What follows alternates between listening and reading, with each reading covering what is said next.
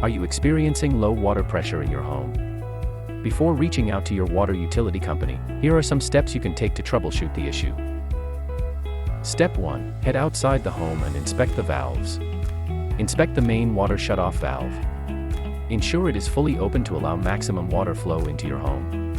If the pressure is good on the outside, the problem is likely occurring on the customer side inside the home. Step 2. Look for leaks. Inspect your pipes for any leaks or blockages that could be restricting water flow. If the problem isn't on the outside, proceed to inside your home for Step 3. Checking your faucets.